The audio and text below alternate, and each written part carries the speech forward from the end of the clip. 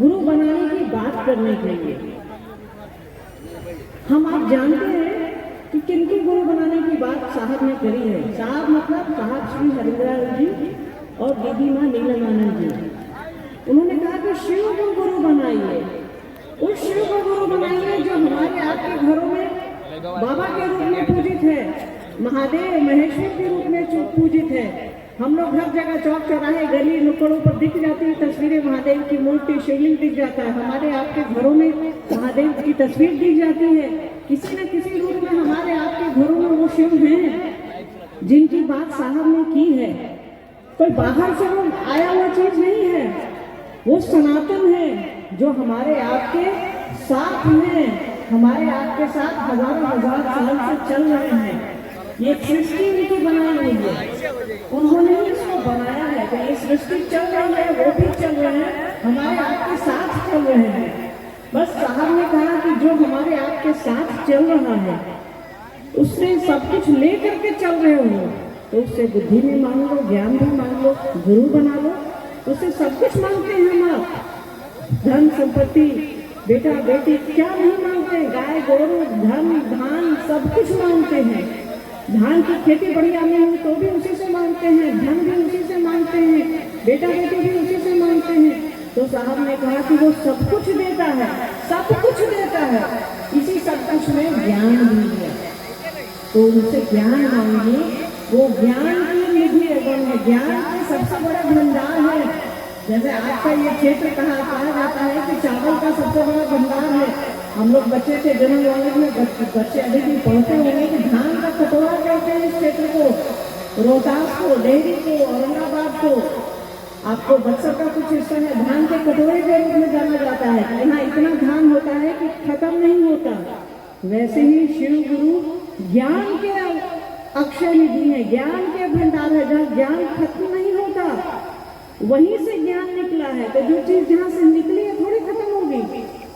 तो साहब ने कहा कि उनसे ज्ञान भी मांगो।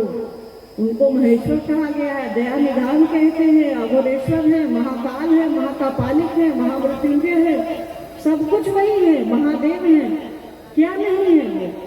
उनको सब कुछ कहा गया है, साथ साथ उनको पंचानन भी कहा गया है, उनको सदाशिव भी कहा गया है, उनको दक्षिणामूर्ति भी कहा गया है। मतलब कि ये ज्ञान के स्वरूप है उनके। सब कुछ मांगो तो ज्ञान भी मांगो उनसे। आपके पास अगर कोई बड़ा सा मोबाइल या कोई छोटा ही मोबाइल आ जाए और आपको कोई बताए नहीं कि वो ऑन कहाँ से होगा और ऑफ कहाँ से होगा, कहाँ से किस बटन को आप दबाएंगे तो बात होगी, किस बटन को आप दबाएंगे तो बात करनी बंद हो जाएगी, कोई बताएगा आपको? वैसे ही कोई ना कोई हमको और आपको ज्ञान देगा। जब तक समझ नहीं देगा तब तक कोई काम हम आप नहीं कर सकते हैं। तो काम करने के लिए समझ की आवश्यकता है, काम करने के लिए बुद्धि और ज्ञान की आवश्यकता है। किसी भी काम को करने के लिए पहले हम विचार में लाते हैं, उसकी समझ हमारे आपके भीतर आती है, किस काम को करना है, कैसे करना है, इसको हम आप सीखते हैं। तो कैसे ये जीवन बिताना है, कैसे हमारा और आपका ये जीवन है, जो दिख रहा है वो भी और जो नहीं दिख रहा है वो भी, कैसे चलेगा, कैसे बीतेगा, कौन चला रहा है, कौन चलाएगा, कब वापस ले जाएगा, कब भेज देता है, कोई नहीं जानता। ये जानने की क्रिया गुरु समझाते हैं, समझने की क्रिया गुरु देते हैं, समझने की बुद्धि, समझने का ज्ञान वो शिव देते हैं जो गुरु हैं। सभी किताबें कहती है। साहब ने कहा कि भाई मैंने जब साहब की लाइन याद रखी है कि मैंने जब शिव को गुरु बनाया तो साहब ने सुना था अपने पिताजी से कि ईश्वर को गुरु कहा जाता है, ईश्वरी गुरु है, गुरु र ब्रह्मा, गुरु र विष्णु, गुरु र देवो महेश्वर, गुरु साक्षात पर ब्रह्मा तस्मै श्री गुरुवे नमः। तो साहब ने दादाजी से सुना था कि भाई गुरु में ही सब कुछ है, गुरु में ही ब्रह्मा भी है, गुरु में ही विष्णु भी है, गुरु में ही शिव भी है। तो उन्होंने सीधे से इस तर्क पर शिव को अपना गुरु बना लिया कि उसमें सब कुछ है, तो परमात्मा ही सब कुछ है, तो हम परमात्मा को ही गुरु बना लेते हैं।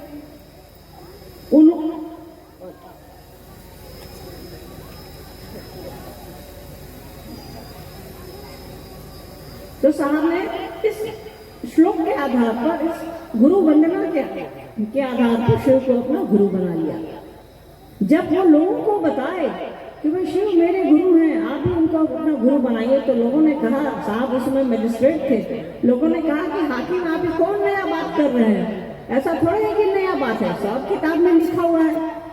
तो साहब को आश्चर्य हुआ कि यार मुझे तो इसकी जानकारी नहीं थी। तब साहब ने शास्त्रों को खंगालना शुरू किया। तब साहब ने कहा कि भारत देश में इस धरती पर जो भी शास्त्र लिखे गए हैं, आध्यात्मिक किताबें लिखी गई हैं, धार्मिक किताबें लिखी हैं, सबने कहा है कि शिव गुरु हैं, शिव जगत गुरु हैं, उनके जैसा कोई गुरु नहीं है। हम आप रामचरितमानस का पाठ करते हैं, रामचरितमानस में लिखा हुआ है कि गुरु कैसा हो तो शंकर रूपिण। लोग पहले से गुरु का काम करते आ रहे, तभी तो लोग कह रहा है, तभी तो तुलसी कह रहे हैं कि गुरु कैसा हो, शंकर जैसा हो। मतलब उनसे तुलना हो रही है कि गुरु कैसा हो, मास्टर कैसा हो तो उनके जैसा हो। ये लाइन ही अपने आप में बता रही है कि वो गुरु का काम करते हैं, करते होंगे। तभी तो किसी ने कहा है कि गुरु कैसा हो तो शंकर जैसा हो। गुरु शंकर रूपिण मतलब गुरु शंकर जैसा हो। आपके महाभारत में आप पढ़िए, आप पुराण पढ़िए, उपनिषद पढ़िए, किसी भी आप धर्मशास्त्र को उठा करके देखिए, वहां आपको मिल जाएगा। शिव पुराण एक बहुत बड़ी और बहुत प्रामाणिक किताब है जिसके बारे में लिखा हुआ है। संभवे गुरुवे नमः, गुरु मतलब शिव को गुराधिपति, गुरुओं का अधिपति, विश्व गुरु, जगत गुरु, सभी तरह के विशेषणों से उनको विभूषित किया गया है कि वो दुनिया के सबसे बड़े गुरु हैं। तब साहब ने कहना शुरू किया कि यार इतना बढ़िया गुरु है, और ये मैं नहीं कह रहा, किताबें कह रही हैं कि उनसे बड़ा कोई गुरु नहीं है और उनका चेले नहीं है। साहब ने तब लोगों को बताना शुरू किया कि इतना बढ़िया गुरु है जो सब कुछ देता है, उनसे हम आप सब कुछ मांगते हैं और उनसे ज्ञान नहीं मांगते हैं। साहब ने शिष्यानुभूति लिखा है, आप लोगों ने, कई लोगों ने पढ़ी होगी शिष्यानुभूति, कईयों के पास है कि उनका ज्ञान दाता स्वरूप जनमानस में अछूता है, लोग कम जानते हैं, लगभग नहीं के बराबर जानते हैं। और सच मानिए, साहब और दीदी माँ नहीं आते तो हम आप शिव गुरु की बात जो है किताबें नहीं पढ़े रहते। जो मानस पढ़ने का व्याता है, पीछे मंगल अंगल है, उनसे पूछिए। हम लोग चूंकि इतिहास के विद्यार्थी हैं तो आपको बता सकते हैं किस किताब में क्या लिखा है, बस बता सकते हैं। उसकी अनुभूति साहब ने कराई, उसकी अनुभूति दीदी माँ ने कराई कि शिव गुरु है, जिसको अनुभूत करो, उनसे ज्ञान लो, उनको अपना समझो। ये साहब ने बताया। इसके लिए उन्होंने 3 तरीके बताए, 3 रास्ते बताए जिससे हमारा आपका मन उस ओर चल सकता है। तो साहब ने कहा उसको अपना समझो। जो तीनों विधाएं हैं साहब की, उसका एक ही उद्देश्य है कि आप शिव को अपना समझिए। उन्होंने पहले सूत्र में कहा कि हे शिव आप मेरे गुरु हैं, मैं आपका शिष्य हूँ, मुझे शिष्य पर दया कर दीजिए। उन्होंने कहा कि पहले संबंध बनाओ, सारा खेला संबंध बनाने का है, सारा खेला भाव का है, सारा खेला प्रेम का है। तो पहला सूत्र उठाइए कि हे शिव आप मेरे गुरु हैं, मैं आपका शिष्य हूँ, मुझे शिष्य पर दया कर दीजिए। यहाँ अपनत्व की बात है, अपनेपन की बात है। जैसे हमारे आपके घरों में छोटी छोटी चीजें अपने उन लोगों से हमारा मेरी है, चप्पल हो, सामान हो, चीजें हो, कपड़ा हो, छोटा सा रुमाल भी छूट जाएगा ना तो आपको ध्यान रहेगा, कह रहे मेरा रुमाल छूट गया, इधर खरीद गए थे हम दीदी के चर्चा में, मीरबाई के चर्चा में, तो रुमाल छूट गया। ध्यान रहता है क्योंकि वो हमारा और आपका है। सारे लोग अपनी अपनी चीजों का ध्यान रखते हैं। तो साहब ने कहा कि यार उसी ध्यान रखना क्या है, जिसको आप अपना समझिएगा ध्यान रखाएगा। आप रुमाल को अपना समझते हैं तो रुमाल का ध्यान रखते हैं, आप बच्चा को अपना समझते हैं तो बच्चा का ध्यान रखते हैं, आप सामान को अपना समझते हैं तो सामान का ध्यान रखते हैं। तो साहब ने कहा कि अपनी छोटी छोटी चीजों का जितना ध्यान रखते हो उससे थोड़ा ही कम उस शिव का भी ध्यान रख लो यार। अपने घर में एक जगह दे दिए हो, एक दीवार पर फोटो टांग दिए हो। साहब ने कहा मन की दीवार पर फोटो टांगो ना, तुम्हारे मन में एक कोना दे दो उस शिव को जो पूरी दुनिया में है। हम आप उससे सब कुछ लेते हैं, घरों में टांगे हुए हैं, मन में नहीं रखते। जब जरूरत होती है तो रख लेते हैं, ऐसे निकाल देते हैं। अरे भैया अपनापन ये थोड़े है कि काम लिया, काम आया तो काम निकाल लिया, उसके बाद भूल जाए। ये मानव की पहचान थोड़े है। उस शिव ने हमको और आपको बनाया है, अपने अंश में भेजा है, तो जैसा वो है हम आप भी वैसा ही बन जाएंगे ना। पर ये जगत है, यहाँ हम आप भुलाए हुए हैं कि उसी शिव ने हमको और आपको भेजा है, हम आप उसी के अंश हैं। तो ये चीजें जगत के हिसाब से फिर चलने लगती है।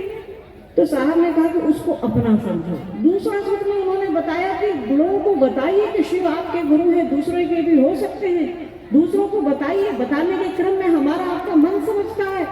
जिस चीज को हम जितना दोहराते हैं उतना ही उसका हमारे आपके दिमाग पर, दिल पर असर पड़ता है कि भाई ये मेरा है, ये मेरा है, नहीं वो बोलते हैं। तो जितनी बार हम आप किसी दूसरे से महादेव गुरु हैं ऐसी बात करते हैं तो हमारा आपका मन समझने लगता है।